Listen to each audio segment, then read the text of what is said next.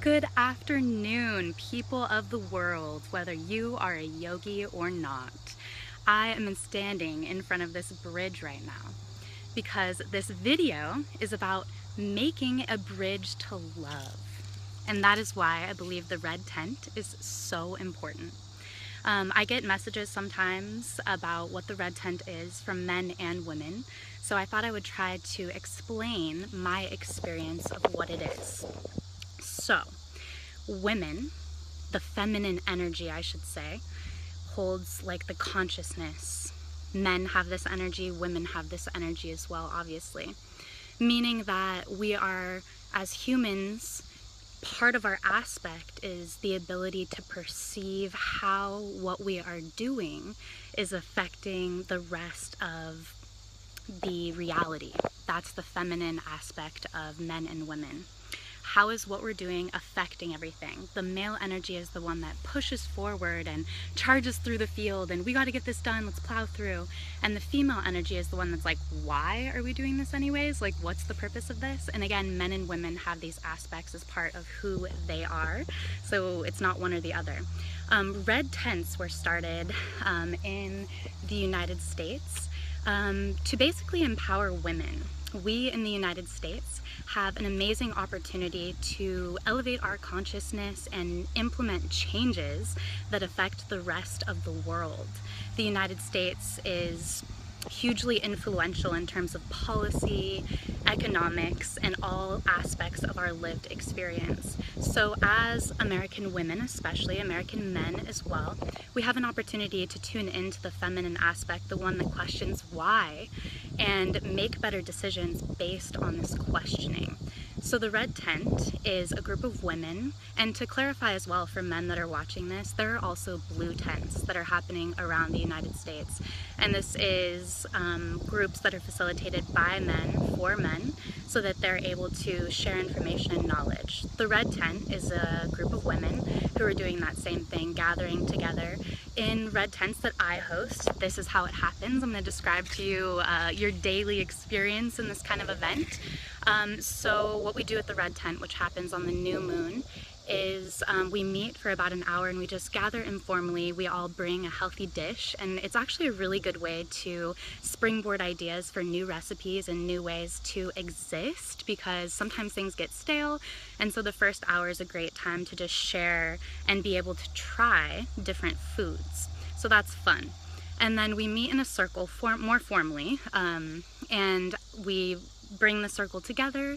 Each person is seen, so that's a huge part of healing, is being seen and also being heard.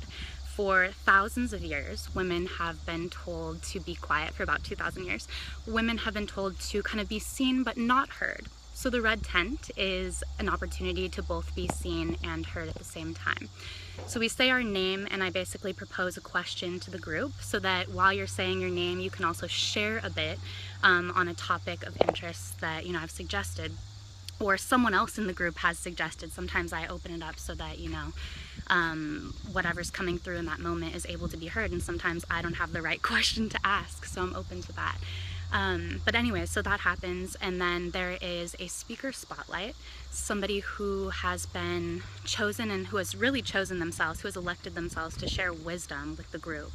So this speaker spotlight will share on any variety of topics that they find interesting. It can even be an activity that involves the group. We can do kind of an experiential type of learning experience. There's people that have presented sort of more PowerPoint type things where you print off PowerPoint slides and share that with the group, or handouts kind of a thing. There's so many ways. At the red tent that I initiated in California, we had even a sacred dance circle one time where we just ecstatic danced together and kind of released held emotions in the body.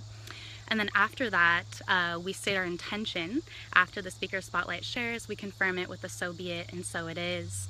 And that empowers your intention immensely. Saying it out loud in front of a group of women and knowing that those women supported it with a "so be it and so it is," as you're going throughout your month after you leave the red tent, you literally think of those women, you literally think of that moment, and it's an accountability for you.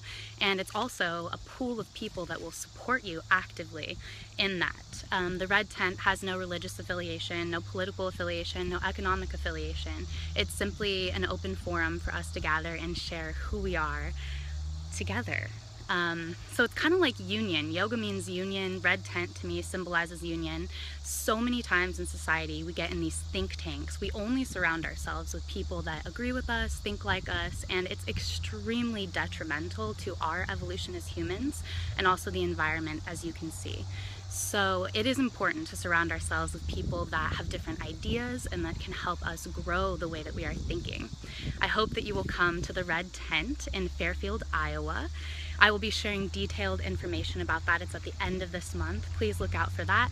And if you are interested in the Red Tent that is currently established in California, that is happening this Saturday at 6 p.m. And Brianna Freeman is the facilitator of that. So if you do have any questions, please contact her and she'll be happy to answer any of your questions. One last thing. When I was leaving India, this woman looked at me and she told me, "You're the hope of the world." And the reason she said that is because I'm an American woman who has the political and economic influence, not as a rich American, but just as an average American, to make a huge impact for women all over the world. And I really felt that in my soul, and I will continue to establish these red tents where I live, and I hope that you will be willing to attend them. I love you very much. If you're a man, find a blue tent. If you can't find a blue tent, it's because you're supposed to start it. All right, goodbye.